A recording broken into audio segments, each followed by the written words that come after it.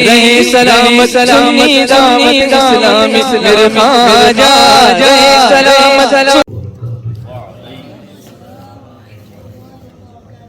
الحمد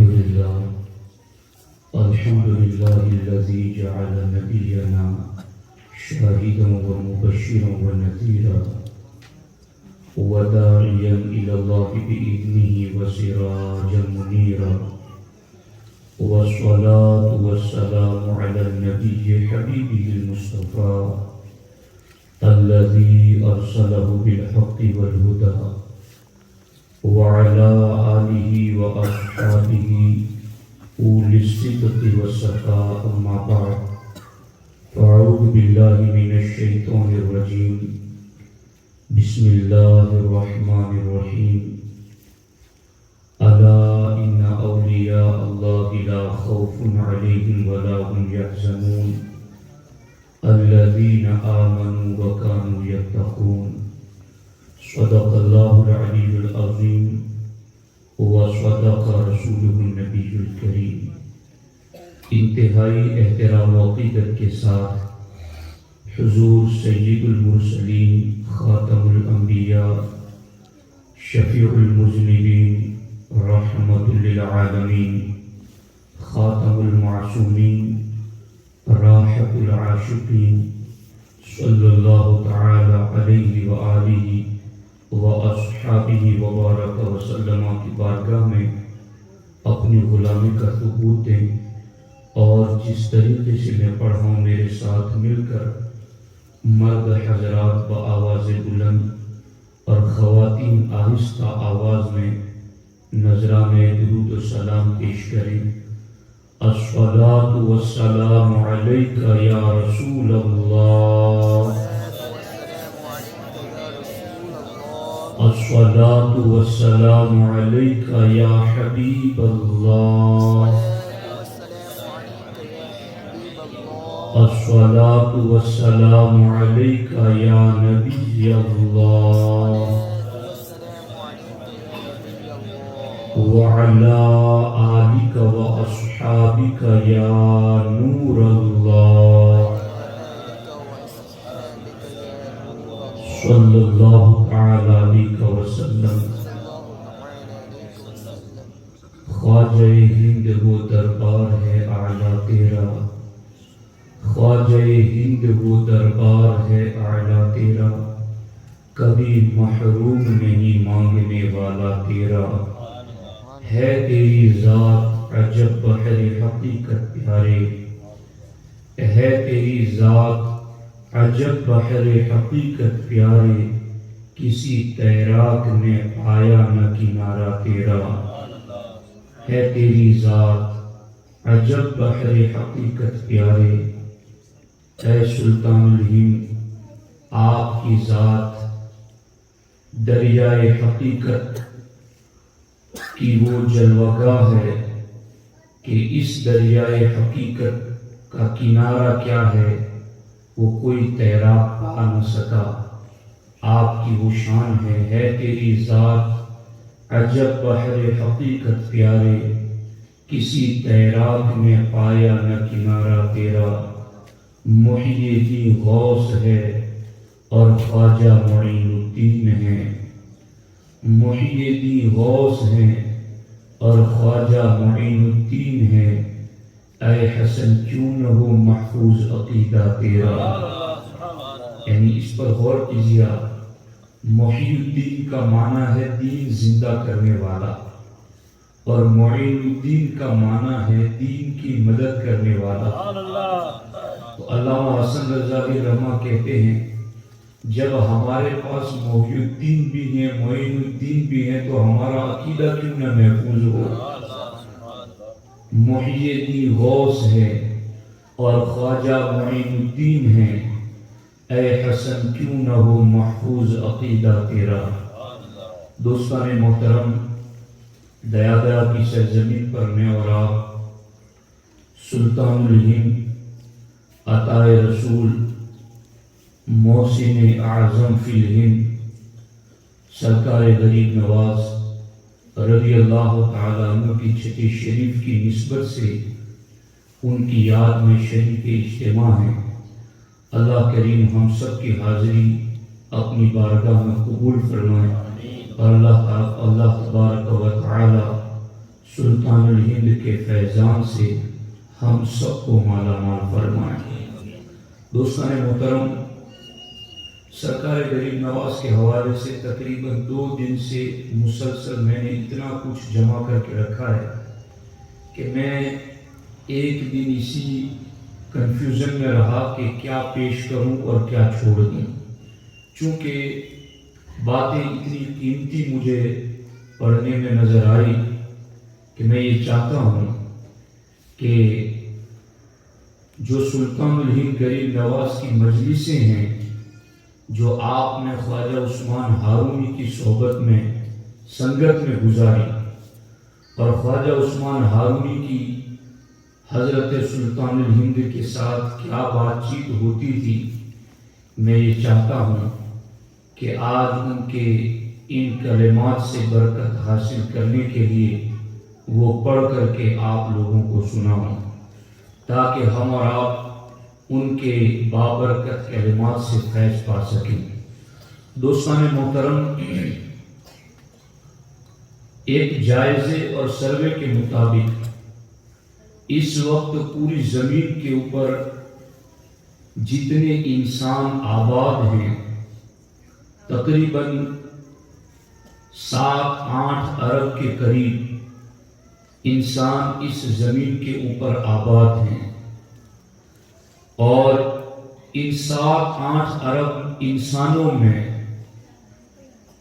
1 ارب 60 کروڑ سے زیادہ مسلم اس زمین پر آباد ہیں۔ 1 ارب 60 کروڑ سے زیادہ جو مسلمان اس دھرتی پر تعداد گنتی کے اعتبار سے جو آباد ہیں، ان میں جب ہم بر صغیر کا جائزہ لیتے ہیں کہ ہندوستان میں کتنے مسلمان آباد ہیں، پاکستان میں کتنے آباد ہیں، بنگلہ دیش اور افغانستان میں کتنے آباد ہیں، غیر منقسم ہندوستان اکھنڈ بھارت، اس میں کتنے مسلمان آج تعداد اور گنتی کے اعتبار سے آباد ہیں، جب ہم اس کا سروے کرتے ہیں تو ہمیں ایسا معلوم ہوتا ہے کہ پوری دنیا کے اندر 1 ارب 60 کروڑ سے زیادہ جو مسلمان آباد ہیں، ان کا 30-35 یا 45% مسلمان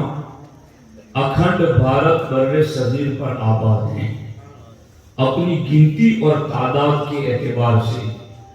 ہندوستان میں 25 کروڑ ہوں گے، پاکستان میں 25 کروڑ ہوں گے، اور بنگلہ دیش اور افغانستان کو ملا لیں آپ تو پوری روئے زمین پر جتنے مسلمان آباد ہیں ان کا 35-40% مسلم حصہ اس سرزمین پر آباد ہیں جس کو بر صغیر کہتے ہیں، اور وہ بر صغیر پاک و ہند، بنگلہ دیش اور افغانستان، یہ سارے علاقے جہاں پر پوری دنیا کی مسلم آبادی کا تقریباً 40% حصہ آباد ہے، ان 40% مسلم آبادی میں بھی مورخین کے بقول 80% کلمہ پڑھنے والوں کا تعلق سلطان الہند سرکار غریب نواز کی دعوت و تبلیغ کے ساتھ ہے۔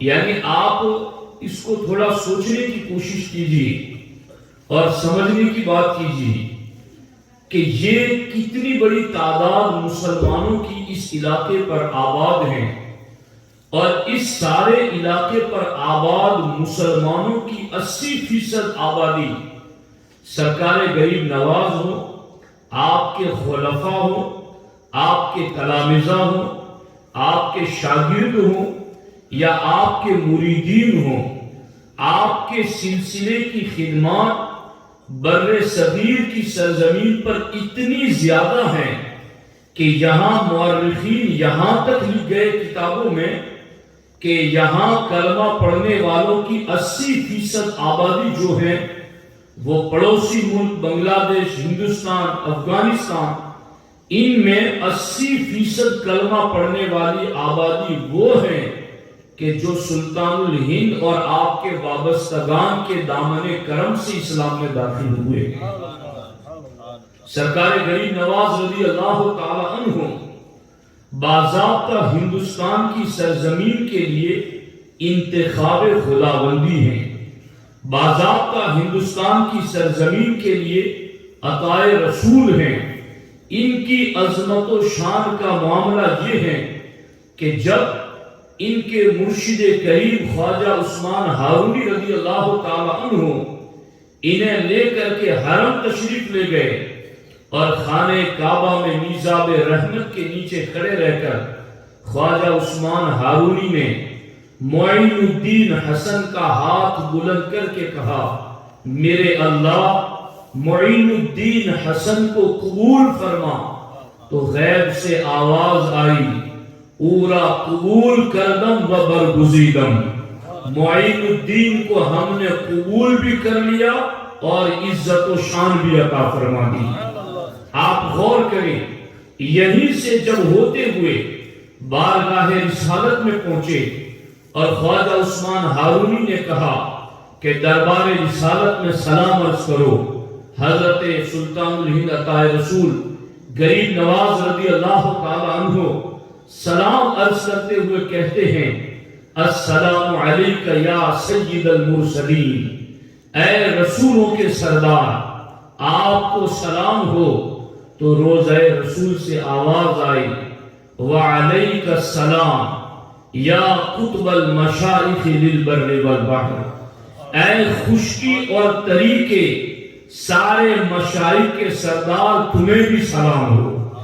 آپ غور کریں، جن کی قبولیت کی سند خانہ کعبہ سے بھی آتی ہیں، جن کی برگزیدگی کی سند بارگاہ رسالت سے بھی ملتی ہیں، پھر خواجہ عثمان ہارونی بھی فرماتے ہیں کہ معین الدین محبوب خدا است و مرا فخر است بر مریدی او، کہ میرا معین الدین خدا کا ولی ہے اور مجھے اپنے اس مرید پر فخر رہے گا کہ یہ میرا مرید ہے۔ آپ اندازہ لگائیں، سلطان الہند سرکار غریب نواز رضی اللہ تعالی عنہ آپ نے باضابطہ جب آپ کے والد محترم کے انتقال کے بعد سیدنا ابراہیم قندوزی کو آپ نے باغ میں بلایا اور ان کو انگور کے خوشے پیش کیے۔ ابراہیم قندوزی ایک مجذوب شخص تھے، غریب نواز کے بچپن کی اس ادا کو دیکھ کر اپنی جیب سے کھلی کا ٹکڑا نکالا، چبایا اور چبا کر سرکار غریب نواز کے منہ میں رکھا۔ سلطان الہند فرماتے ہیں جیسے ہی ابراہیم قندوزی نے اپنے منہ میں چبایا ہوا لقمہ میرے منہ میں رکھا اور وہ لقمہ میرے حلق سے نیچے کیا اترا، میرا باطن نور سے منور ہو گیا، میرے باطن میں نور ہی نور پھیل گیا۔ اس کے بعد دنیا سے میرا دل اچاٹ ہو گیا، میں نے اپنا باغ بھی فروخت کر دیا، والد محترم کی ملی ہوئی وراثت کی پنچکی بھی فروخت کر دی، اور جو بھی آیا میں نے اس کو راہ خدا میں صدقہ کر دیا۔ غریب نواز کہتے ہیں اس کے بعد میں نے سمرقند کا سفر کیا، میں نے بخارا کا سفر کیا، میں نے فقہ کا علم حاصل کیا، حدیث کا علم حاصل کیا، اصول فقہ کا علم حاصل کیا۔ سرکار غریب نواز فرماتے ہیں درجنوں علماء، محدثین، فقہا اور اولیاء اللہ کی خدمتوں میں بیٹھ کر کے مسلسل میں کئی سالوں تک علم دین حاصل کرتا رہا۔ میں نے قرآن حفظ مکمل کیا اور علوم بھی مکمل طریقے پر حاصل کیے۔ یہاں یہ بات بھی سمجھ میں آتی ہے کہ اولیاء اللہ کا طریقہ یہی رہا ہے کہ اگرچہ لقمہ کھانے سے باطن روشن ہو گیا مگر اس کے باوجود بھی آپ نے علم دین حاصل کرنے کے لیے سفر کیا اور علم دین حاصل کرنے کے لیے چلے، علماء کے پاس جانا، فقہا کے پاس جانا، علم کی مجلسوں میں بیٹھ کر علم دین حاصل کرنا، یہ سلطان الہند کا طریقہ ہے، یہ سرکار غریب نواز کی عادت کریمہ ہے۔ آپ نے جب علم حاصل کیا، یہاں پر آپ نے خود فرمایا ہے، توجہ سے یہ چیز سننا، دلیل العارفین میں سلطان الہند عطا رسول سرکار غریب نواز رضی اللہ تعالی عنہ نے شریعت، طریقت، معرفت اور حقیقت، ان چاروں درجوں کو سلطان الہند نے خود اپنی کتاب میں ذکر کیا ہے، اور ان کی درجہ بندی بھی آپ نے کی، اور ان درجوں تک بندہ کیسے پہنچتا ہے اس کی باضابطہ وضاحت بھی آپ نے کی۔ یعنی شریعت کے بعد طریقت کا درجہ، طریقت کے بعد معرفت کا درجہ، اور معرفت کے بعد حقیقت کا درجہ، یہ درجہ بندی جو ہے راہ سلوک میں اللہ کی راہ تک پہنچنے کی، یہ کوئی ایسا نہ سمجھے کہ یہ کوئی امام احمد رضا کی ایک ایجاد ہے، یا یہ علماء کی خود ساختہ بنائی ہوئی کوئی ترتیب ہے۔ نہیں، حقیقت میں یہ ترتیب ولیوں کی ترتیب ہے، حقیقت میں یہ طریقہ ولیوں کے شہنشاہ سلطان الہند عطا رسول کا بنایا ہوا طریقہ ہے۔ آپ دلیل العارفین میں لکھتے ہیں کہ ایک بندہ شریعت پر قائم رہتا ہے اور ثابت قدمی کے ساتھ جمع رہتا ہے اور شریعت کے سارے فرامین پر عمل کرتا ہے، اور اس میں ذرہ برابر، یہ لفظ ہے سرکار غریب نواز کی، سرکار غریب نواز کہتے ہیں کہ شریعت پر عمل میں ذرہ برابر کمی نہیں کرتا، تو پھر ایک مدت گزرنے کے بعد اللہ اس کو طریقت کی پہچان عطا کرتا ہے۔ یعنی آپ غور کریں کہ پہلے اس نے شریعت پر عمل کیا، اب یہ شریعت کیا ہے، طریقت کیا ہے، تو میں سادہ لفظوں میں مرد عورتوں آپ کو یہ بات بتا دوں کہ شریعت کس کو کہتے ہیں۔ اللہ رسول نے ہمیں جن چیزوں کے کرنے کا اور جن چیزوں سے باز رہنے کا حکم دیا ہے اس کو شریعت کہتے ہیں۔ آپ کو نماز، روزہ، حج، زکات کا حکم دیا گیا، پردے کا حکم دیا گیا، بے حیائی، بد نظری سے بچنے کا حکم دیا گیا، گناہ سے بچنا اور نیکیوں پر عمل کا جو حکم دیا گیا ہے، اسی کا نام شریعت ہے، اسی کو شریعت کہتے ہیں۔ غریب نواز کہتے ہیں کہ جو اس شریعت پر ثابت قدمی کے ساتھ جمع رہتا ہے، ڈٹ کر قائم رہتا ہے، شریعت کی ساری فرما برداری کرتا ہے اور اس میں ذرہ بھر کمی نہیں آنے دیتا، تو غریب نواز کہتے ہیں جب وہ ذرہ بھر کمی نہیں آنے دیتا تو پھر آگے طریقت کا دروازہ کھلتا ہے، پھر آگے اس کے لیے۔ اب طریقت کس کو کہتے ہیں؟ سادہ لفظوں میں آپ کو سمجھاؤں کہ جن چیزوں کے کرنے کا اور جن چیزوں سے رکنے کا حکم شریعت میں دیا گیا تھا، وہ کرتے کرتے آپ کو اس کی لذت ملنے لگے، آپ کو اس کی مٹھاس ملنے لگے، اس میں جو وعدے بتائے گئے ہیں ان وعدوں کی کچھ جھلک اور نور نظر آنے لگے، اسی کو طریقت کہتے ہیں۔ جب بندہ شریعت پر مضبوطی کے ساتھ قائم رہے اور ذرہ بھر بھی کمی نہ آنے دے تو آگے طریقت کا دروازہ کھلتا ہے۔ سلطان الہند رضی اللہ تعالیٰ عنہ فرماتے ہیں پھر جو شریعت کی شرائط پر قائم رہتا ہے، ایک ایک لفظ دھیان سے سنو، میں اگر صرف ان چار چیزوں کی وضاحت پر گفتگو کرنا چاہوں، خدا کی قسم اس وقت میرے ذہن و دماغ میں اتنا مواد موجود ہے کہ گھنٹوں بھی گفتگو کریں تو یہ ختم نہ ہو سکے، اس قدر زیادہ اس پر ہمارے علماء نے لکھا ہے اور میں نے اس کو پڑھا ہے۔ لیکن بات آپ کو سمجھانا چاہتا ہوں، اس لیے اس کو دھیان سے سنو کہ طریقت کے بارے میں غریب نواز کہتے ہیں کہ طریقت کی تمام شرائط کو جو بندہ بجا لاتا ہے اور تمام شرائط پر جو بندہ عمل کرتا رہتا ہے اس پر ثابت قدمی سے ڈٹا رہتا ہے، اور طریقت کی شرائط میں ذرہ برابر جو کمی نہیں آنے دیتا. غریب نواز کہتے ہیں آگے اس کے لیے معرفت کا دروازہ کھل جاتا ہے. معرفت کسے کہتے ہیں؟ اللہ کی پہچان، اللہ کے رسول علیہ السلام کی پہچان، دین کے احکام کے جو راز ہیں وہ پردے بندے کی نگاہ کے سامنے سے ہٹ جائے اور اس کو سارا اپنا دنیا آخرت کا بھلا اللہ رسول کے احکام ہی میں نظر آنے لگے تو اس کو معرفت کہتے ہیں. جب بندہ طریقت کے شرائط پر قائم رہتا ہے تو آگے اس کے لیے معرفت کے دروازے کھلتے ہیں، اور جب پھر معرفت پر قائم رہتا ہے تو آگے غریب نواز کہتے ہیں اس کے لیے حقیقت کے دروازے کھل جاتے ہیں. اب یہ 4 درجے ہیں، ان 4 درجوں سے گزر کر کے بندہ حقیقت تک پہنچتا ہے.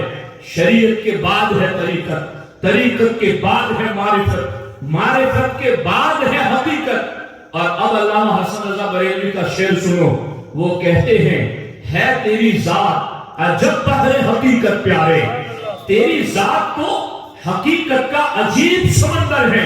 یہاں صرف شریعت کی بات نہیں ہو رہی، صرف طریقت کی بات نہیں ہو رہی ہے، صرف معرفت کی بات نہیں ہو رہی ہے، بلکہ یہاں اللہ کے قرب کا جو 4تھا درجہ ہے جس کو حقیقت کہتے ہیں اس کے بارے میں برادر اعلیٰ حضرت علامہ حسن رضا بریلوی کہتے ہیں ہے تیری ذات عجب بحر حقیقت پیارے، اے پیارے تیری ذات تو حقیقت کا عجیب سمندر ہے.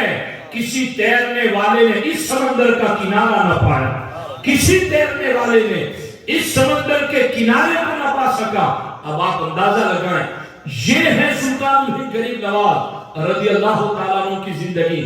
میں چونکہ ایک دوسرے ٹاپک پر گفتگو کرنا چاہتا ہوں لیکن یہاں ٹھہر کر اس بات کی طرف توجہ دلانا چاہتا ہوں کہ آج تصوف کا ایک الگ ہی نام رکھ دیا گیا ہے کہ رات بھر قوالیاں سنتا رہیں اور اس میں نہ ان شرائط کا لحاظ ہو جنہیں صوفیہ نے کتابوں میں لکھا ہے اور نہ سرکار نظام الدین اولیاء کے بتائے ہوئے فرمان کے مطابق ہو، اور رات بھر بس یہی ڈھول ڈھمکے ہو، ہاتھوں میں کڑے ہو، کانوں میں بالیاں ہو، رنگ برنگ کے کپڑے پہنے ہوئے ہو، پاؤں میں گھنگرو ہو، اور پھر کبھی وہ چرس بھی پیتا ہو، گانجا بھی پیتا ہو، کبھی نشے میں بھی رہتا ہو. تو لوگوں نے ایسے لوگوں کو آج یہ سمجھ رکھا ہے کہ یہ تصوف والے ہیں، یہ طریقت والے ہیں. تو یاد رکھنا ہم اس طریقت کو جانتے ہیں جو کتابوں میں غریب نواز نے ہمیں بتا دیا ہے، اور وہ طریقت جس کے بارے میں سرکار غریب نواز کی سیرت میں نے پڑھا. غریب نواز روزانہ رات کو ایک قرآن مکمل ختم کرتے تھے، روزانہ دن کو ایک قرآن ختم کرتے تھے. آپ کا دن میں بھی ایک قرآن ختم ہوتا، رات میں بھی ایک قرآن ختم ہوتا. 40 سال تک عشاء کے وضو سے جنہوں نے فجر کی نماز ادا کی ہے ان کی شان ہی جدا ہے. سرکار قطب الدین بختیار کاکی کہتے ہیں میں 20 سال تک میرے مرشد کریم کی خدمت میں رہا مگر میں نے 20 سال میں اپنے مرشد کو کبھی بے وضو نہیں پایا. 20 سال کے اندر میں نے اپنے مرشد کو کبھی کسی کے ساتھ ناجائز غصہ کرتے ہوئے نہیں دیکھا. 20 سال کے اندر میں نے اپنے مرشد کو جب بھی دیکھا تو نیکی کے کام ہی میں مصروف دیکھا.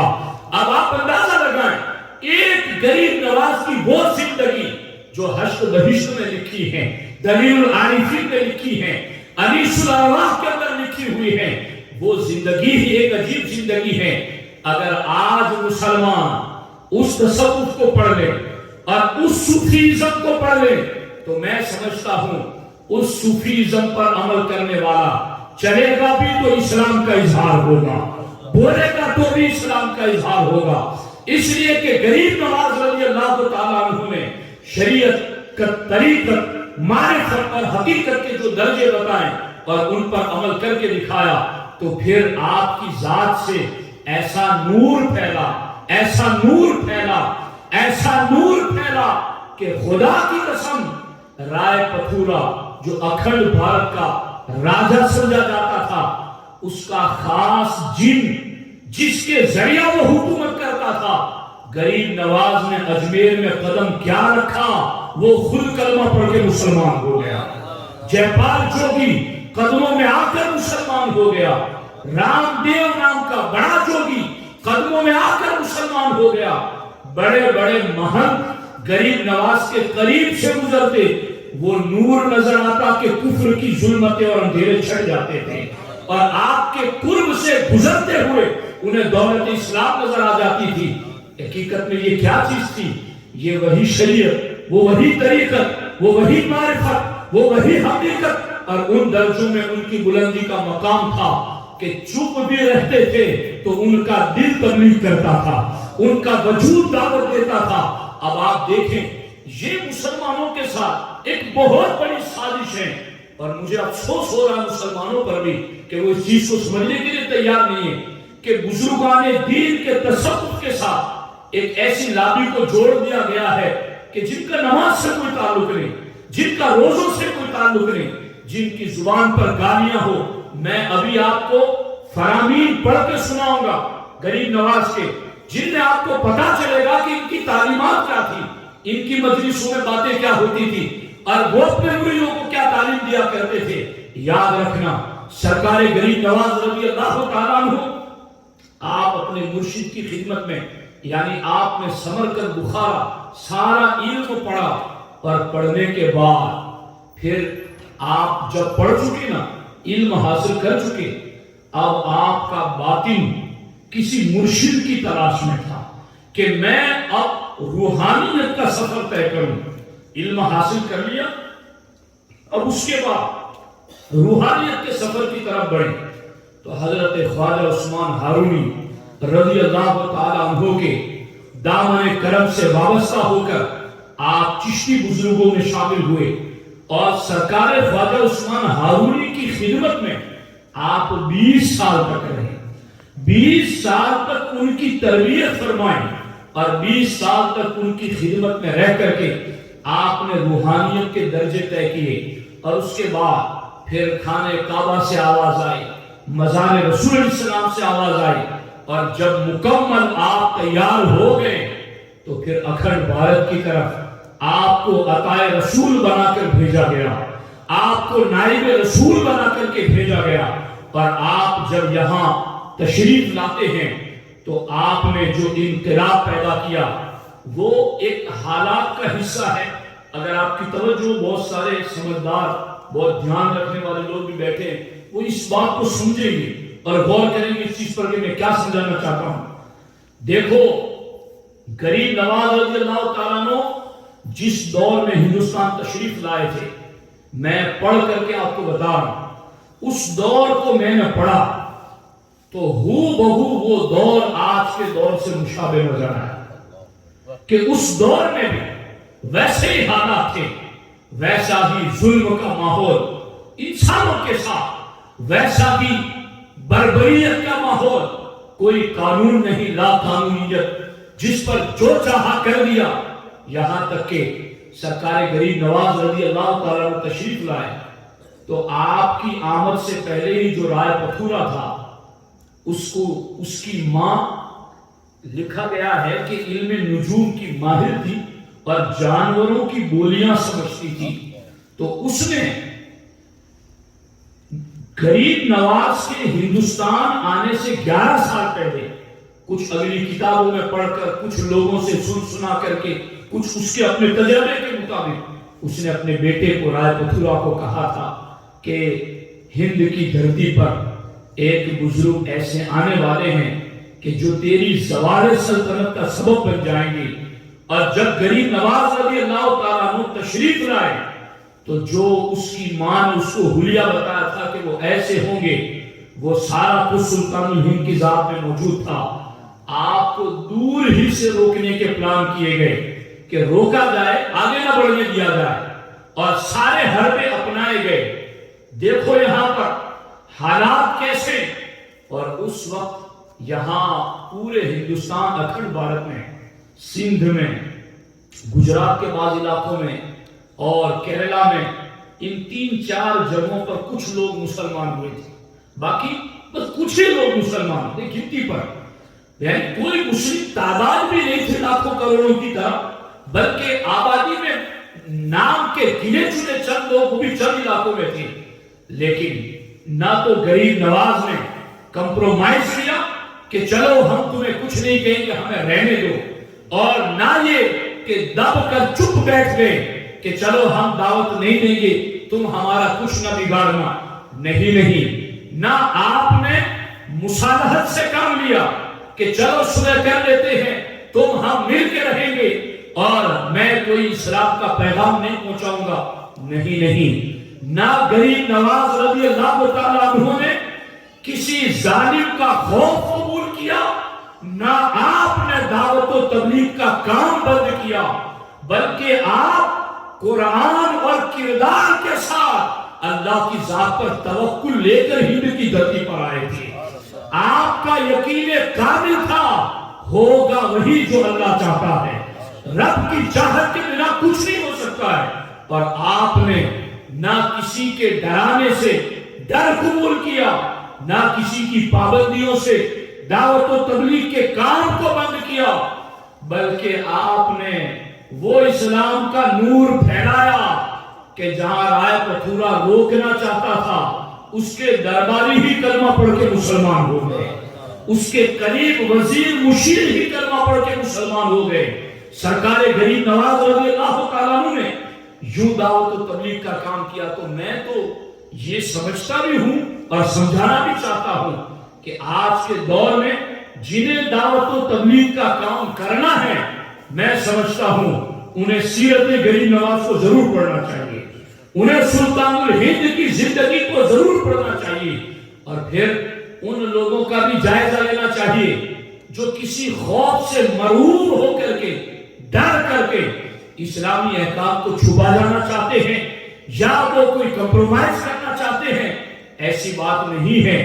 الحق یعلو ولا یعلا، حق دبتا نہیں ہے، سر بلند رہتا ہے. اسلام اپنی طاقت اور روحانیت کی بنیاد پر ہر دور میں غالب رہا ہے. بس یہ کہ اس کے ماننے والے کبھی کمزور ہو جاتے ہیں. باقی اگر ماننے والے یقین کامل کے ساتھ اس پر عمل پیرا ہو جائے، آج بھی ہو جو ابراہیم سا ایماں پیدا، آج کر سکتی ہے انداز گلستہ پیدا. ہمیں اپنا کام کرنا ہے، اللہ کے ذمہ کرم پر نتائج کو چھوڑنا ہے. اب یہاں میں ایک چیز کی طرف جو فکر آخرت کے حوالے سے اس کو آپ کی خدمت میں عرض کرنا چاہتا ہوں. جب سرکار غریب نواز رضی اللہ تعالیٰ عنہ نے ابراہیم قندوزی کا کھلایا ہوا لقمہ حلق سے نیچے اتارا نا، اسی وقت انہوں نے باغ بھی بیچ دیا، پنچکی بھی بیچ دی، اور سارا کچھ راہ خدا میں خیرات کر کے چل پڑا.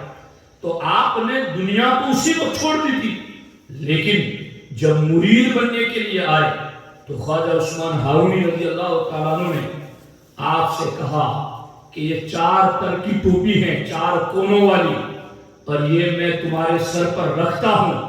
اس کا مطلب یہ ہے کہ تم نے 4 چیزوں کو چھوڑ دینا ہے. کاؤزر وہ کون سی چیزیں ہیں؟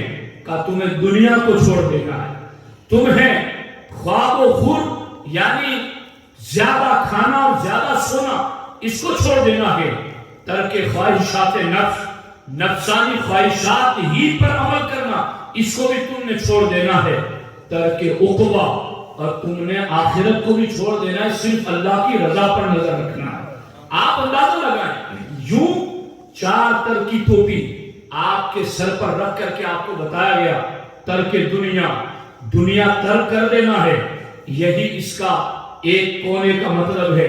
آپ ہندوستان آئے، آپ نے دنیا کیسی چھوڑی کہ آج بھی دنیا قدم نہیں چھوڑ رہی ہے. جو بھی ہوتا ہے وہیں پر پہنچتا ہے. دنیا لینے والا، دین لینے والا، ہر کوئی ان کی چوکھٹ پر پڑا ہوا ہے، اور اسی در سے پورے ہند میں بھیک تقسیم ہو رہی ہے. آپ اندازہ لگائیں، یہ ترک دنیا کا ظہور ہے کہ جس نے دنیا کو چھوڑا، دنیا ان کے در پر پل رہی ہے، دنیا کا گزارا ان کے در سے ہو رہا ہے. اور یہ بات تو ہم تو ایمان والے ہیں الحمدللہ رب العالمین، تو اس پر کہتے ہیں. مگر ایک غیر مسلم 1902 میں جب انگریزوں کی یہاں حکومت تھی، ہندوستان کا وائس رائے ہند یعنی جو یہاں کا نائب السلطنت تھا، ہندوستان کی حکومت کو چلانے میں جو نائب تھا انگریزوں کا، وہ لارڈ کرزن، اس کا نام کچھ لکھا ہوا مجھے نظر آیا، اس نے باضابطہ ہندوستان بھر کا دورہ کیا اور پورے ہندوستان کا دورہ کرنے کے بعد اپنی کتاب میں لکھا کہ مجھے پورے ہندوستان میں سب سے زیادہ تعجب خیز جو بات نظر آئی وہ یہ ہے کہ ایک قبر ہے اجمیر میں، وہ ہے قبر والے تو قبر میں، مگر پورے ہند پر ان کی سلطنت چل رہی ہے، پورے ہند پر ان کی حکومت چل رہی ہے۔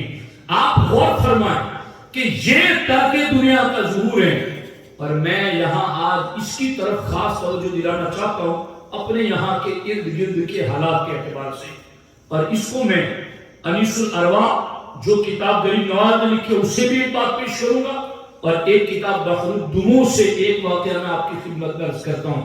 دونوں کو ملا کر کے آپ غریب نواز کی فکر کو سمجھنے کی کوشش کرنا کہ یہ نکلے ترک دنیا، دنیا کو چھوڑ دیا، یعنی دنیا کو چھوڑنے کا مطلب یہ بھی نہیں کہ کبھی آپ نے کپڑے نہ پہنے ہو، کھانا نہ کھایا ہو اور بالکل جنگل میں چلے گئے، نہیں، دنیا سے وہ فائدہ اٹھایا جو جائز فائدہ تھا، اور اس دنیا کو انہوں نے ویسے استعمال کیا جیسا مولا علی نے فرمایا کہ تم دنیا میں ایسے رہو جیسے کشتی سمندر میں رہتی ہے، کہ کشتی سمندر کے پانی کو اپنے اندر نہیں آنے دیتی، اگر کشتی پانی کو اندر آ جانے دے تو خود ڈوب جائے، مگر کشتی پانی کو ذریعہ اور وسیلہ بناتی ہے منزل تک پہنچنے کا۔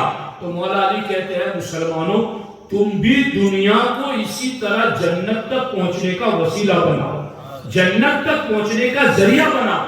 دنیا میں وہ رہے مگر دنیا کو انہوں نے وسیلہ اور ذریعہ بنایا جنت تک پہنچنے کا۔ بس اسی اینگل سے آپ غریب نواز کا دنیا کو چھوڑنا سمجھو۔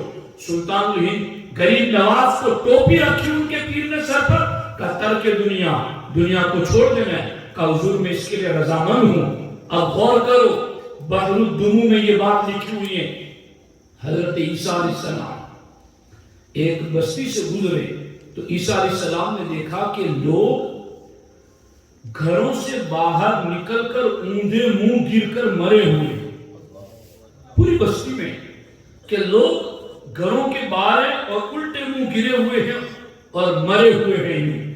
حضرت عیسیٰ علیہ السلام کے حواری جو آپ کے ساتھ آپ کے صحابہ تھے، انہوں نے کہا کہ اے اللہ کے نبی اس قوم پر یہ عذاب کیوں آیا؟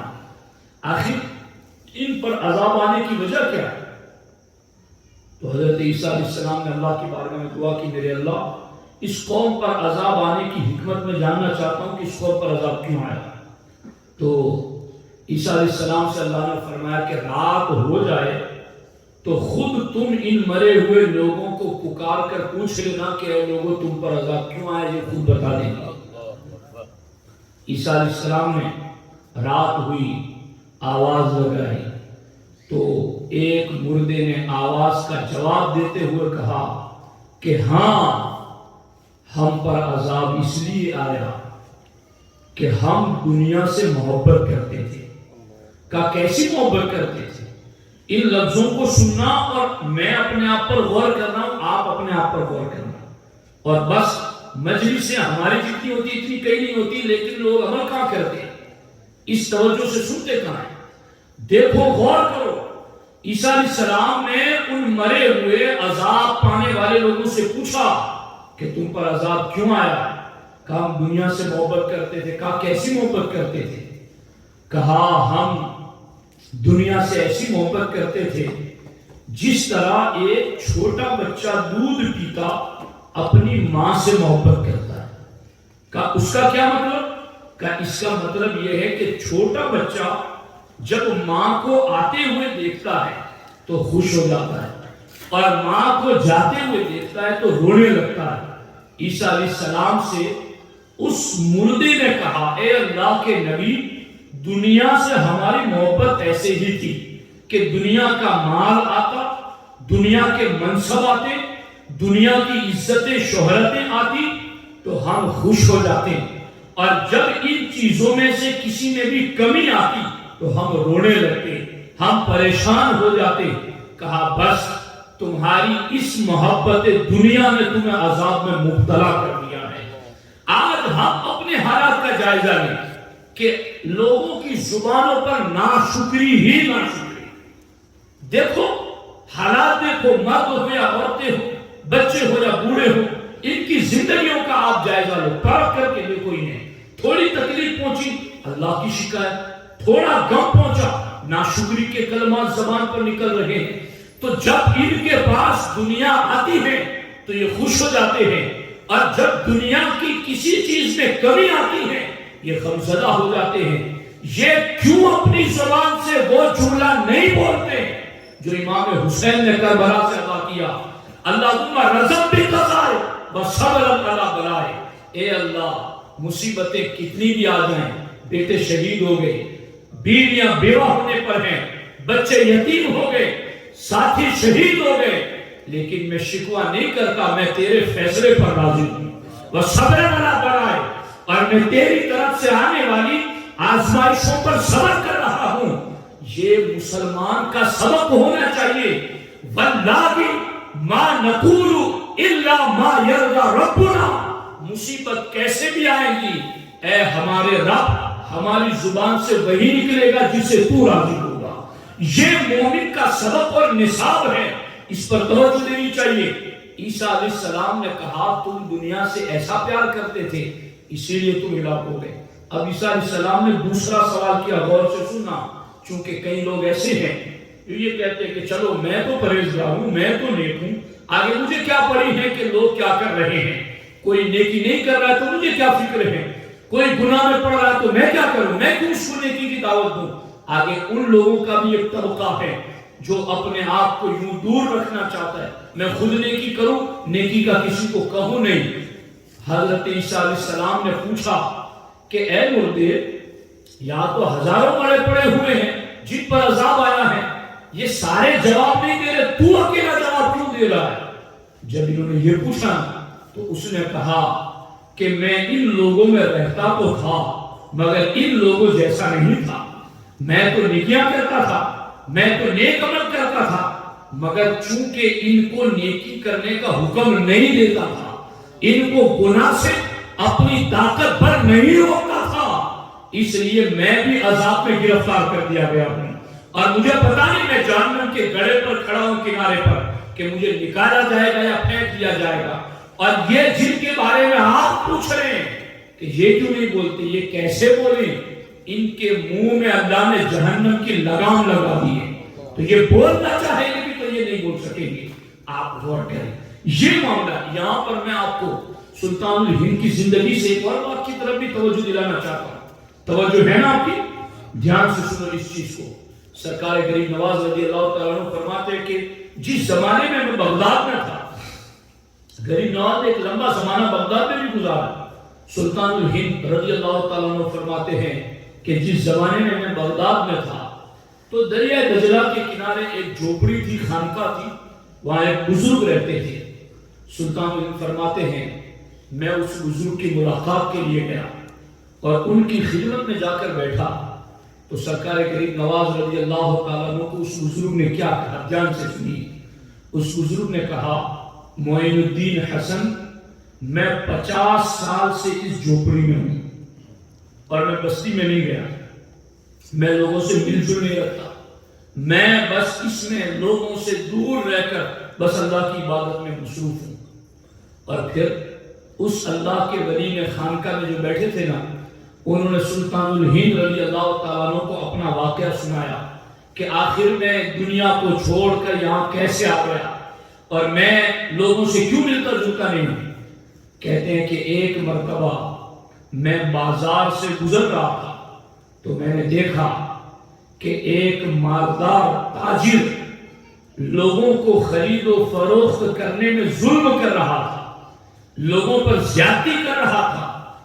میں وہاں اس ظالم تاجر کے ظلم کو دیکھ کر میں نے اس کو ظلم پر روکا نہیں، میں نے اس کو ظلم پر ٹوکا نہیں، بلکہ میں وہاں سے ہو کر گزر گیا۔ غریب نواز کو اس اللہ کے ولی نے کہا کہ فوراً مجھے غیب سے آواز آئی کہ تجھے ہماری دوستی کا بھرم بھی ہے اور ہمارے دین کے خلاف کوئی بات کرتا ہے تو تم ٹوکتے بھی نہیں ہو اسے، تم روکتے بھی نہیں ہو اسے۔ وہ اللہ کے ولی کہتے ہیں مجھ پر اتنا خوف طاری ہوا اس دن سے کہ اب پھر میں کہیں بستی میں نکلوں اور کسی کو ظلم کرتے ہوئے دیکھوں نہ روکوں اور پھر میں عذاب میں گرفتار ہو جاؤں اور مجھ پر ایسی وعید آ جائے، اس سے بہتر میں نے سمجھا کہ میں انسانوں سے دور ہی رہوں تاکہ اللہ کے ذکر میں مشغول رہوں۔ آپ غور کریں، یہ وہ بندہ ہے جو 50 سال سے تنہائی میں بیٹھ کر عبادت کر رہا ہے، مگر ایک مرتبہ گناہ ہونے پر اپنی طاقت ہونے کے باوجود بھی ٹوکا نہیں، روکا نہیں، تو اس پر ان کے ساتھ اللہ کی طرف سے یہ معاملہ کیا گیا۔ تو پھر آج ہمیں سوچنا چاہیے عیسیٰ علیہ السلام نے بھی جس بستی پر عذاب ہوا تھا اور الٹے منہ گر کر کے لوگ عذاب میں گرفتار تھے، ان میں جو عیسیٰ علیہ السلام کو جواب دے رہا تھا وہ وہی تھا جو اس قوم کے اندر تو رہتا تھا، ان کے جیسا نہیں تھا، مگر اس کا معاملہ بھی وہی تھا کہ وہ خود نیکی کرتا تھا، نیکی کا حکم نہیں دیتا، خود تو گناہ سے باز رہتا مگر باز رکھنے کی تاکید نہیں کرتا تھا۔ اپنی طاقت ہونے کے باوجود بھی اگر کوئی یہ کام نہیں کرتا تو وہ گرفتار ہو سکتا ہے، اس کی پکڑ ضرور ہو جائے گی۔ یہ غریب نواز رضی اللہ تعالیٰ عنہ فرماتے ہیں، اب میں انیس الارواح کی بات آپ کو بتانا چاہتا ہوں۔ یہ بھی غریب نواز کی بات تھی جو دلیل العارفین میں لکھی ہوئی تھی، لیکن اب میں انیس الارواح کون سی کتاب ہے؟ سرکار غریب نواز نے اپنے ہاتھ سے لکھی، اور اس میں کیا لکھا غریب نواز نے؟ خواجہ عثمان ہارونی نے جو زبان سے کہا وہ آپ نے بیٹھ کے لکھ لیا۔ کہو نا سبحان اللہ۔ یعنی آپ سننا چاہتے ہیں میں سناؤں آپ کو؟ جی، ایسا نہ ہو کہ آپ لوگ بس بیٹھے ہو کہ یہ کب گفتگو ختم کرے اور ہم کر جائیں، ایسا نہ ہو۔ یہ بڑی قیمتی باتیں، اس کو دھیان سے سنیں۔ اور آج تو چھٹی شریف ہے، آج تو میرے خواجہ کا فیضان پورے ہند پر بڑھ رہا ہے، جو جتنا چاہے اتنا لے لے، جھولیاں پھیلا کر مانگ لے غریب نواز کی بارگاہ میں، وہ تو ہے ہی غریب نواز، غریبوں کو نوازنے والے۔ اب انیس الارواح میں جو بات لکھی گئی ہے نا، بڑی قابل توجہ۔ خواجہ ابو تراب بخشی رضی اللہ تعالیٰ، بہت بڑے اللہ کے ولی گزرے، یعنی غریب نواز جن کا واقعہ کوٹ کر رہے ہیں، بلکہ غریب نواز کا خواجہ عثمان ہارونی کوٹ کر رہے ہیں اور لکھ رہے ہیں حضرت غریب نواز رضی اللہ تعالیٰ۔ بڑی پیاری بات، میں نے اس کو پڑھا تو اللہ اکبر، جن کے مرتبے بلند ہیں وہ کتنی احتیاطیں کرتے ہیں اور ان کے معاملات کتنے پاکیزہ اور ستھرے ہوتے ہیں۔ دیکھو سیدنا خواجہ ابو تراب بخشی رضی اللہ تعالیٰ عنہ، انہوں نے روزہ رکھا تھا اور روزہ افطار کرنے کی جب باری آئی نا تو عصر کے وقت خواجہ ابو تراب بخشی نے دل میں یہ خواہش کی کہ آج میں سفید روٹی اور انڈے کے سالن سے روزہ افطار کروں گا، بس اتنی خواہش کی۔ اور یہ بھی مطلب ایسا نہیں ہے کہ پارٹی کریں گے، قسم کے کھانے کھائیں گے، میں اس کو گناہ بھی نہیں کہہ رہا ہوں، مگر ایک ولیوں کی سوچ سمجھا رہا ہوں کہ اس کو توجہ سے سنیے۔ خواجہ ابو تراب بخشی نے روزہ رکھا ہوا ہے، یعنی خود روزہ کتنی بڑی بات ہے، اور روزہ رکھ کر کے انہوں نے یہ خواہش کی کہ میں آج شام کو سفید روٹی اور انڈے کے سالن سے افطار کروں گا۔ یعنی آپ سوچئے کہ یہ چیزیں بھی اس دور میں بہت کم انہیں ملتی ہوگی۔ جب انہوں نے اس کی خواہش کی کہ انڈے کے سالن سے اور سفید روٹی سے بھی افطار کروں گا، یہ نیت دل میں کی خواہش کی، اور اس کے بعد عصر کی نماز کے لیے وضو کرنے کے لیے باہر نکلے تو باپ بیٹا دو لوگ باہر کھڑے تھے۔ خواجہ ابو تراب بخشی رضی اللہ تعالیٰ عنہ کو دیکھ کر انہوں نے چور کا شور مچایا کہ یہ چور ہے۔ انیس الارواح میں غریب نواز نے واقعہ لکھا۔ غریب نواز لکھتے ہیں کہ باپ بیٹا نے مل کر کے خواجہ ابو تراب بخشی کو 6 مکے لگا دیے اس شک شبے میں کہ یہ چور ہے۔ خواجہ ابو تراب بخشی رضی اللہ تعالیٰ عنہ نے مار کھائی۔ اس کے بعد کسی شخص نے انہیں پہچانا اور پہچان کر کہا لوگوں یہ تو خواجہ ابو تراب بخشی ہے، تو انہیں مار رہا۔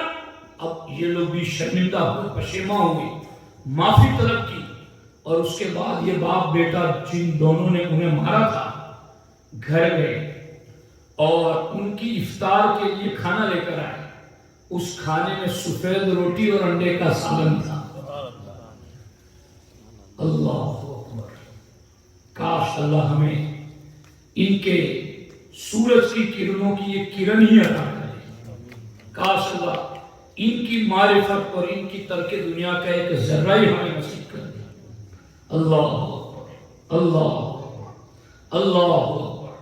خواجہ ابو تراب بخشی رضی اللہ تعالیٰ عنہ نے جب افطار میں دیکھا کہ یہ سفید روٹی اور انڈا آیا ہوا ہے تو آپ نے کہا اس کی خواہش کرنے پر مجھے 6 مکے پڑے، اگر اس کو کھا لوں گا تو کیا ہوگا؟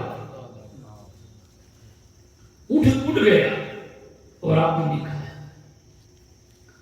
یہ ہے ان ولیوں کا ترک دنیا کا معاملہ، اسے تصوف کہتا ہے۔ اور یہ تصوف ہم نے پڑھا ہے کہ بزرگان دین کی یہ زندگی دنیا سے یوں کنارہ کشی اختیار کرتے اور اس طرح سے ان کا جینا مرنا، ان کی زندگی کے صبح و شام شب و روز صرف اللہ کی رضا کے لیے ہوتے تھے۔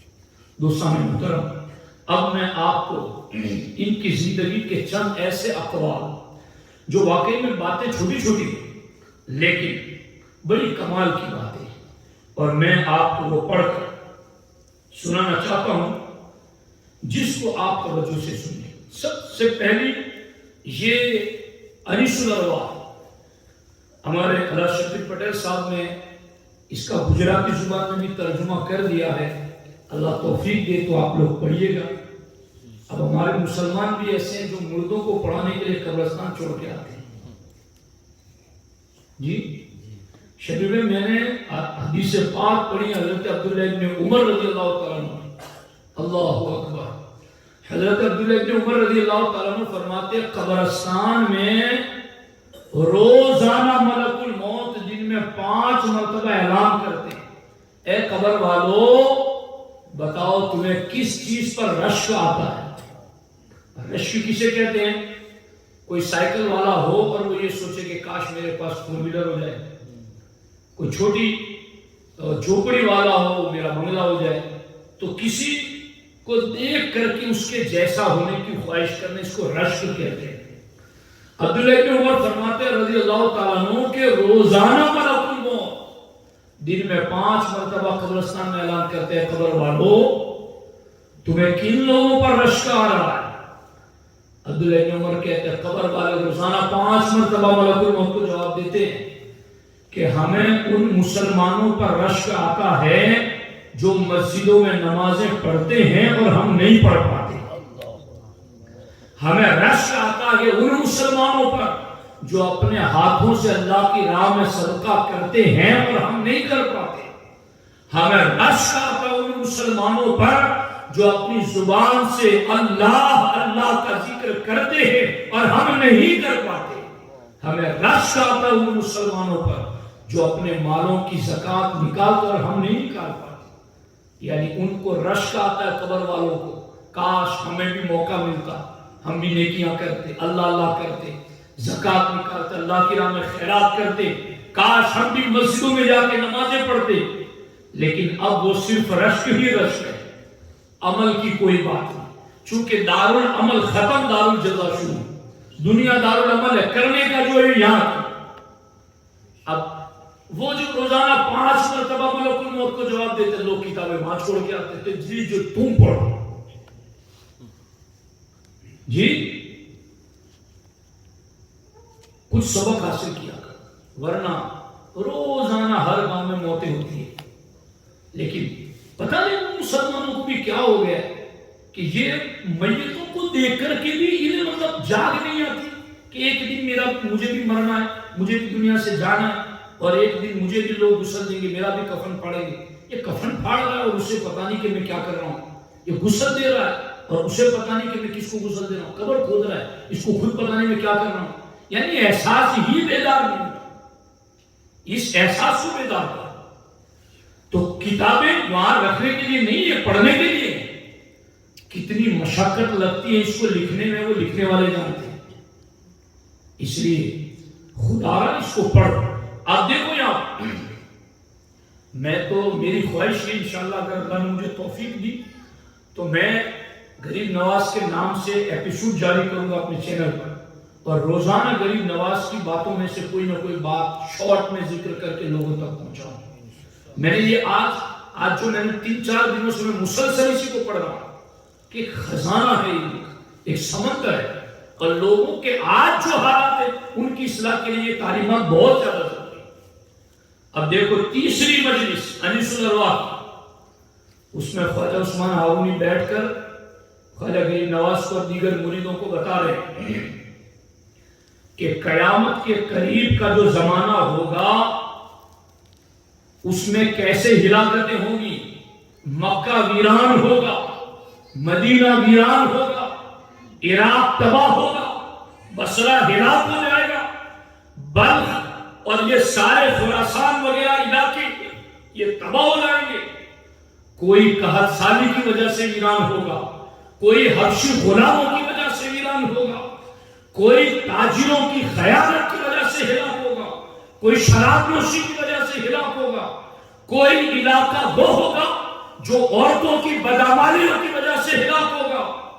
مگر اسی تیسری مجلس میں انیس الارواح میں خواجہ عثمان ہارونی فرماتے ہیں ہند والے اور سندھ والے یہ 2 گناہوں کی وجہ سے تباہ ہو جائیں گے، ایک تو زنا کی کثرت اور دوسرا شراب نوشی۔ یہ خواجہ عثمان ہارونی نے آج سے صدیوں پہلے بتایا اور سلطان الہند نے اپنی کتاب میں لکھ لیا اور ہم تک پہنچایا کہ قیامت کے قریب زمانے میں ہندوستان میں مسلمان ہلاک ہوں گے تو 2 گناہوں کی وجہ سے، شراب بہت عام ہوگی اور زنا بہت عام ہو جائے گا۔ اب اس کو پڑھ کر کے حالات کو دیکھو، کیا ہلاکت کی طرف قوم نہیں جا رہی ہے، کیا تباہی کی طرف قوم نہیں جا رہی ہے۔ اگر اس قوم کو تباہی سے بچانا ہے تو ہمیں قوم کو شراب نوشی سے اور زنا جیسی نحوست اور بدکاری سے اپنی قوم کو بچانا ہوگا۔ یہ بھی غریب نواز رضی اللہ تعالیٰ عنہ کا ایک خصوصی پیغام ہے۔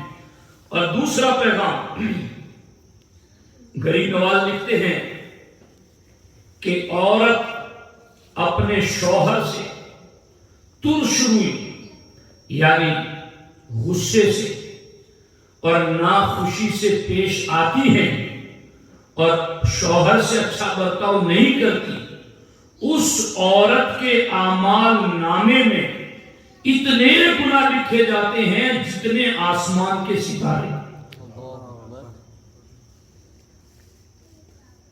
یہ غریب نواز کی بات ہے کہ جو عورت شوہر سے بس غصے سے ملے اور اس کو ناخوشی والے انداز میں ملے اور اچھا برتاؤ نہ کرے اس کے ساتھ، تو سلطان الہند لکھتے ہیں اس کے رجسٹر میں اتنے گناہ لکھے جاتے ہیں جتنے آسمان کے ستارے ہیں۔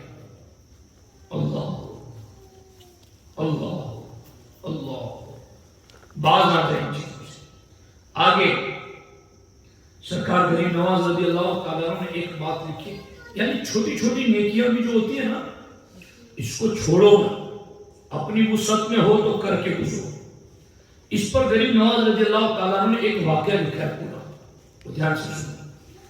آپ فرماتے ہیں ایک مرتبہ ایک یہودی کتے کو روٹی کھلا رہا تھا، تو خواجہ حسن بصری رضی اللہ تعالیٰ عنہ نے جب وہاں سے گزرے تو آپ نے اس یہودی سے پوچھا کہ تو یگانہ ہے یا بیگانہ ہے؟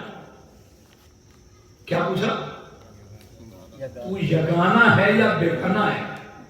اب یہ بھی تو صوفی کی بولی ہے، پوچھو اس سے کہ یہ مسلمان ہے یا غیر مسلم۔ جی لوگ کہتے ہیں ہم تو کچھ نہیں دیکھتے، کچھ نہیں پوچھتے۔ بعض معاملات ایسے ہوتے ہیں جہاں پوچھا جاتا ہے اور ضروری ہے پوچھنا. کتے کو روٹی کا ٹکڑا کھلا رہا تھا یہودی تو آپ نے پوچھا کہ یگانہ ہے یا بیگانہ، یعنی مسلم ہے یا غیر مسلم؟ اس نے کہا غیر مسلم. تو امام حسن بصری رضی اللہ تعالیٰ عنہ نے کہا کہ تمہاری خدمت خلق قبول نہیں ہوگی. یعنی یہ جو تو کام کر رہا ہے ایمان نہیں ہے تو عمل کوئی قبول نہیں، تو تیری خدمت خلق قبول نہیں ہوگی. اس یہودی نے کہا قبول ہو یا نہ ہو بس میں بھلا کام ہے اس لیے کر رہا ہوں. اس نے یہ کہا یعنی بھلا کام اگر کوئی غیر مسلم بھی کر لیتا ہے تو اللہ اس کو کبھی کبھی دولت ایمان عطا کر دیتا ہے.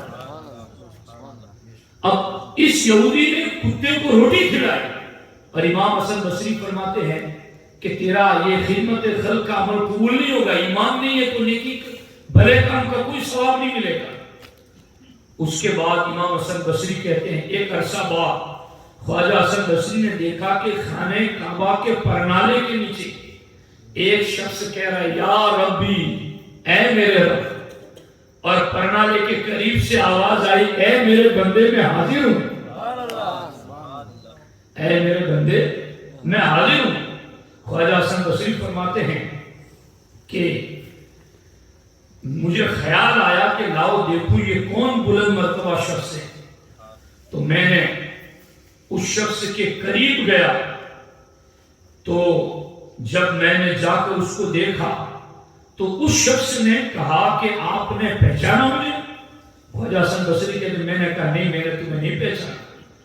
اس نے کہا میں وہی شخص ہوں جس کی خیرات اللہ نے قبول فرما لی اور اللہ نے مجھے ایمان کی دولت عطا کی. تو اس سے یہ سمجھو کہ یہ کتنی مطلب نارمل بات ہے، یہ کوئی فرض واجب نہیں ہے ایک جانور کو روٹی کا ٹکڑا کھلانا، مگر اللہ کو اس پر اتنا پیار آیا کہ اس سے دولت ایمان عطا فرما. کبھی کبھی ایسے کام بھی ہمیں کر لینے چاہیے. آگے دیکھیے، ایک مرتبہ خواجہ عثمان ہارونی رضی اللہ تعالیٰ عنہ فرماتے ہیں اور خواجہ غریب نواز لکھتے ہیں اللہ فرماتے ہیں بیٹیاں، یہ گھروں میں بیٹیاں پیدا ہوتی ہیں تو کچھ لوگ ایسے ہوتے ہیں جو ناراض ہوتے ہیں. تو خواجہ عثمان ہارونی فرماتے ہیں بیٹیاں اللہ کا ہدیہ ہے. وہ شخص جسے اللہ نے بیٹی دی ہے اور وہ اسے پیار کرتا ہے اور خوش ہوتا ہے تو اللہ تعالیٰ اس خوش ہونے والے سے خوش ہو جاتا ہے. اللہ آگے لکھتے ہیں جس نے لڑکی کی پیدائش پر خوشی کا اظہار کیا اللہ اس سے 70 یعنی 70 حج کا ثواب عطا فرماتا ہے اور اسے 70 غلام آزاد کرنے کا ثواب عطا فرماتا ہے. اللہ اکبر، اللہ اکبر، اللہ اکبر. اور پھر فرماتے ہیں کہ اللہ کے رسول صلی اللہ علیہ وسلم نے فرمایا جس کے یہاں ایک لڑکی ہوگی اس کے اور دوزخ کے درمیان 500 سال کا راستہ فرق کر دیا جائے گا، یعنی اس کو اتنا دور رکھا جائے گا. اللہ اکبر، اللہ اکبر. ایک مجلس نمبر 12 اس میں خواجہ عثمان ہارونی رضی اللہ عنہ فرماتے سلام کے متعلق، یہ جو ابھی مجلس برخاست ہوگی نا تو کوئی چلا نہ جائے، سب ایک دوسرے سے مل کے جائے، سلام کر کے جائے اور یہ سلام کا ثواب سنیں. فرماتے ہیں کہ اللہ کے رسول علیہ السلام کا ارشاد ہے جب کوئی محفل سے اٹھے تو سلام کہے. کیوں؟ سلام کہنا گناہوں کا کفارہ ہے. فرشتے اس کی بخشش کی خواہش کرتے ہیں جو مجلس سے اٹھتے وقت سلام کہتا ہے. فرشتے اس کی بخشش کی خواہش کرتے ہیں اور اللہ اس پر رحمت نازل فرماتا ہے. اور خواجہ یوسف چشتی کی زبانی سنا. یہ کون کہتے ہیں؟ خواجہ عثمان ہارونی کہتے ہیں کہ میں نے خواجہ یوسف چشتی کی زبانی سنا کہ جو کوئی مجلس سے اٹھتے وقت سلام کہتا ہے اللہ اسے 1000 نیکیاں عطا فرماتا ہے. 1000 نیکیاں، اور اس کی 1000 حاجتیں پوری ہوتی ہیں اور وہ گناہ سے ایسے پاک ہو جاتا ہے جیسے ماں کے پیٹ سے پیدا ہوا ہے۔ یہ سلام کے فوائد ہیں۔ اللہ اکبر۔ مجلس نمبر 13 میں خواجہ عثمان ہارونی فرماتے ہیں کہ اللہ کے رسول علیہ السلام کا فرمان ہے کہ جو شخص رات کو اس وقت قیام کرتا ہے، یعنی رات کو اس وقت اٹھ کر عبادت کرتا ہے جب مخلوق سو رہی ہو، تو اللہ تبارک و تعالیٰ فرشتوں کو حکم دیتا ہے کہ اگلی رات کے اس وقت آنے تک اس کی حفاظت پر لگ جاؤ، اور اللہ تعالیٰ فرماتا ہے اس کی بخشش کی دعا بھی کرتے رہو۔ جو رات کے وقت اٹھ کر عبادت کرتا ہے، تسبیح پڑھتا ہے، قرآن پڑھتا ہے، نماز پڑھتا ہے، تو اس کے لیے یہ حکم ہے۔ آگے لکھتے ہیں کہ جو شخص جمعہ کے دن 20 رکعت نماز ادا کرے اور ہر رکعت میں سورہ فاتحہ اور سورہ اخلاص 1 مرتبہ پڑھے تو قیامت کے دن شہیدوں اور صدیقوں کے ساتھ اٹھایا جائے گا۔ جمعہ کا دن آئے، 20 رکعت نماز پڑھنی ہے، ہر رکعت میں سورہ فاتحہ اور سورہ اخلاص، اور آگے لکھتے ہیں اسے رات دن کا اجر ملے گا اور ہر حرف کے بدلے نور پائے گا، اور وہ پل صراط سے آسانی کے ساتھ گزر جائے گا۔ یہ جمعہ کے دن 20 رکعت پڑھنے کا اس کے لیے اجر و ثواب ہے۔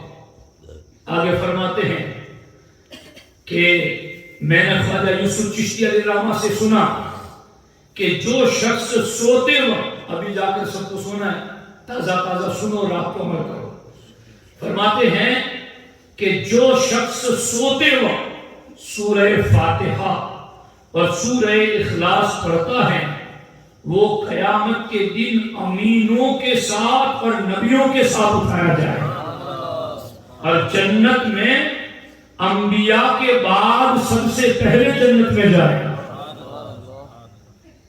اور جنت میں جاتے وقت حضرت عیسیٰ علیہ السلام کے قریب ہوگا۔ سونے سے پہلے سورہ فاتحہ، الحمد شریف اور سورہ اخلاص قل اللہ شریف پڑھ کے سویا کرو۔ اور آگے فرماتے ہیں کہ خواجہ حذیفہ المرعشی کا فرمان ہے کہ جو شخص سوتے وقت 3 بار سورہ فاتحہ اور 3 بار سورہ اخلاص پڑھا کرے وہ ایسے پاک ہوگا جیسے ماں کے پیٹ سے پیدا ہوا ہے۔ کتنی برکتیں! یہ بزرگ اپنی محفلوں میں یہ سناتے تھے، ان کی محفلوں میں یہ باتیں ہوتی تھی۔ اللہ اکبر۔ آگے یہ بہت پیاری بات ہے، ایک مرتبہ کہہ دو سبحان اللہ، بہت پیاری بات، بڑی لذیذ بات۔ دیکھیے مجلس نمبر 15، یہ مجلس میں اس لیے کہہ رہا ہوں تاکہ گجراتی زبان میں آپ مجلس سے ڈھونڈ کے پڑھ رہے ہیں اس کتاب کو۔ جی ہاں، مجلس نمبر 15، اس میں سلطان الہند غریب نواز لکھتے ہیں کہ اللہ کے رسول علیہ السلام سے پوچھا گیا کہ جنتیوں کی خوراک کیا ہو، جنتی جنت میں کیا کھائیں گے اور کتنا کھائیں گے؟ تو ہمارے آقا علیہ السلام نے ارشاد فرمایا کہ مجھے رب العزت کی قسم جس نے مجھے پیغمبر بنا کر بھیجا، مرد جنت میں 100 مردوں کے ہمراہ کھانا کھا کر اپنے بیوی بچوں کے ساتھ مل کر رہے گا۔ اور اللہ کے رسول علیہ السلام سے پھر پوچھا گیا کہ اس کھانے کے بعد رفع حاجت کیسے ہوگی، یعنی کھائے گا تو پھر پیشاب پانی کی حاجت ہوگی تو کیا ہوگا؟ تو اللہ کے رسول علیہ السلام نے فرمایا کہ ہاں، وہ ایک خوشبودار پسینہ اور خوشبودار ڈکار آئے گی اور اس سے ساری حاجت پوری ہو جائے گی، وہاں کوئی نجاست اور گندگی جنت میں نہیں ہوگی۔ اللہ اکبر۔ اور آگے ہمارے نبی علیہ السلام نے ارشاد فرمایا جنت میں جو داخل ہو جائے گا تو پھر موت نہیں آئے گی۔ کہو نا سبحان اللہ، سنی جنتی لوگوں کہو سبحان اللہ۔ جی، جو جنت میں داخل ہو جائے گا پھر اس کو موت اللہ اکبر. آگے فرماتے ہیں موت تو نہیں آئے گی، اس پر بڑھاپا بھی نہیں آئے گا، وہ جوان ہی جوان رہے گا جنت میں. اللہ اکبر. اور وہ تازہ نعمتوں میں رہیں گے اور ہر دن ان کی نعمتوں میں جنت میں اضافہ ہوتا رہے گا. اب پوچھا گیا کہ ان نعمتوں کے حصول کے لیے کرنا کیا ہے؟ جنت ملے، جنت میں یہ نعمتیں ملے تو اس کے لیے کرنا کیا ہے؟ تو سلطان الہند لکھتے ہیں کہ ان نعمتوں کو حاصل کرنے کے لیے نماز فجر کے بعد 100 مرتبہ سورہ اخلاص یعنی قل هو اللہ شریف پڑھے گا، اللہ اس کو یہ ساری نعمتیں جنت میں عطا فرمائے گا. تو فجر کے بعد 100 مرتبہ قل هو اللہ شریف کی تلاوت کرنی ہے. اور پھر ہمارے نبی علیہ السلام سے پوچھا گیا کہ حضور جنت میں ماں باپ اور اولاد سے ملاقات ہوگی؟ تو ہمارے آقا نے قرآن کی آیت پڑھی، جنات عدن یدخلونها ومن صلح من آبائهم وازواجهم وذرياتهم والملائکۃ یدخلون علیہم من کل باب. اللہ اکبر. سبحان اللہ سبحان اللہ. کہ جنت العدن میں باپ بیٹے بیویاں ان کی اولادیں سارے اکٹھے ساتھ میں رہیں گے. اور جب ماں باپ اولاد ایک دوسرے کو ملنا چاہیں گے، اگر دور گئے بھی ہوں گے تو جنت کے گھوڑوں پر سوار ہو کر ان کے محل تک پہنچ جائیں گے. غریب نواز کیا لکھتے ہیں معلوم ہے؟ اتنی حدیث لکھی. اس کے بعد آپ یعنی خواجہ عثمان ہارونی نے اتنی بات کہی اور اس کے بعد ذکر الہی میں وہ مشغول ہو گئے اور یہ دعا کرنے والا واپس پلٹ آئے. یعنی اتنی بات کی پھر وہ ذکر میں مشغول ہو گئے. بات کر دی جو آئی اور اس کے بعد پھر وہ ذکر میں مشغول ہو گئے. تو یہ سورہ اخلاص روزانہ 100 مرتبہ فلح بات پڑھنی ہے. اللہ اکبر. مجلس نمبر 17. اس میں غریب نواز رضی اللہ تعالیٰ عنہ لکھتے ہیں حضور کا فرمان ہے کہ بچہ تب روتا ہے، یہ چھوٹے بچے جو روتے ہیں نا اس کے بارے میں، کہ بچہ تب روتا ہے جب شیطان اس کے کان مروڑتا ہے. اس وقت جو والدین بچوں کو مارتے ہیں ان کے نام گناہ لکھا جاتا ہے. اور فرماتے بچہ روتا ہی اس وقت ہے جب شیطان ستاتا ہے. تو اے والدین جب بچہ روئے تو تم مارو نہیں بلکہ لا حول ولا قوت الا باللہ العلی العظیم پڑھنا شروع کر دو تاکہ شیطان بھاگ جائے. اللہ اکبر. یہ بھی بڑی پیاری بات ہے، عرض کر دیتا ہوں، سن لو، بار بار آپ لوگ لکھتے نہیں ہو تو یہ بڑی پیاری بات ہے. مجلس نمبر 18 بہت پیاری بات ہے. اصل میں یہ صوفیہ کرام دیکھو نارمل باتوں میں کتنا دھیان دلاتے ہیں کہ اس کو بچہ روتا ہے تو ماں باپ کو توجہ نہیں ہے کہ لا حول ولا قوت الا باللہ العلی پڑھنا چاہیے نہیں پڑھنا چاہیے. اب یہ چھینک کا مسئلہ ہے. مجلس نمبر 18 سلطان الہند لکھتے ہیں کہ اللہ کے رسول علیہ السلام نے فرمایا کہ جب مومن چھینک لیتا ہے اور الحمدللہ رب العالمین کہتا ہے تو اللہ تبارک و تعالی اس کے تمام گناہ بخش دیتا ہے اور اس کا جنت میں درجہ بلند فرما دیتا ہے اور اسے غلام آزاد کرنے کا ثواب عطا فرماتا ہے. اور جب دوسری مرتبہ چھینک لے اور الحمدللہ رب العالمین کہیں تو اللہ اس کے ماں باپ کو بھی بخش دیتا ہے. اللہ. اور جب تیسری مرتبہ چھینک لینے والے الحمدللہ کہنے کے بعد یرحمک اللہ کہتا ہے تو وہ یرحمک اللہ کہنا اس کے گناہوں کا کفارہ اور اس کے درجات کی بلندی کا سبب بن جاتا ہے. اللہ. لکھتے ہیں چھینک دوزخ کے آگے ایک پردہ ہو جاتی ہے اور اس کے نامہ اعمال میں 1000 نیکیاں لکھی جاتی ہیں. قیامت میں اس کے ترازو کا پلڑا بھاری رہے گا. اگر عرش بھی مقابل آ جائے تب بھی اس کا پلہ بھاری ہوگا. جو چھینک آنے پر الحمدللہ رب العالمین پڑھتا ہے, کتنی بڑی نیکی کہ عرش بھی اگر اس کی نیکیوں کے پلڑے کے مقابلے میں آ جائے تو چھینک پر الحمدللہ رب العالمین پڑھا ہوا اس کی نیکیوں کے پلڑے میں عرش بھی آ جائے تو بھی اس کے مقابلے میں یہ پلڑا بھاری ہو جائے. اللہ اللہ. اور آگے لکھتے ہیں اللہ اکبر, جو شخص چھینک لینے والے کے جواب پر ایک مرتبہ الحمدللہ رب العالمین کہتا ہے وہ جنت میں نبیوں کے ساتھ رہے گا. اللہ اکبر. خواجہ صاحب لکھتے ہیں کہ خواجہ جنید بغدادی کی کتاب عمدۃ السلوک میں لکھا ہوا ہے. خواجہ عثمان ہارونی کہتے ہیں کہ جنید بغدادی کی کتاب عمدۃ السلوک میں لکھا ہے کہ مؤذن اذان دینے والے کی اذان کا جواب خاموش رہ کر اذان سن کر دے اور امام کے پیچھے نماز ادا کریں, وہ قیامت کے دن مخلوق کی شفاعت کرے گا. اس کو شفاعت کا حق ملے گا. اللہ اکبر. اور پھر وہ نماز ادا کرتا ہے تو ہر رکعت پر 300 رکعت کا اس کو ثواب ملتا ہے, اور ہر رکعت کے بدلے میں جنت میں اس کے لیے بہترین محل تیار کیا جاتا ہے. اللہ اللہ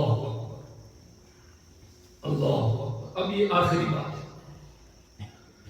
فرماتے ہیں سلطان الہند کہ 5 قسم کے لوگ وہ ہیں جن پر اللہ کے رسول صلی اللہ علیہ وسلم قیامت کے دن ناراض ہوں گے. 5 قسم کے لوگ ہوں گے جن پر قیامت کے دن سرکار دو عالم صلی اللہ علیہ وسلم ناراض ہوں گے. پہلا, وہ لوگ جو جمعہ کی نماز ادا نہیں کرتے, اور وہ جو آزاد کیے ہوئے غلاموں کو بیچتے ہیں. اب یہ دور نہیں اس کا غلام والا. تیسری چیز, جو پڑوسی کو ستاتے ہیں. عجیب عجیب طریقوں سے لوگ ستاتے ہیں. سوچ لئے غریب نواز کہتے ہیں کہ قیامت کے دن اللہ کے رسول علیہ السلام سے ناراض ہوں. اب شفاعت کے لیے حضوری کے پاس جانا ہے.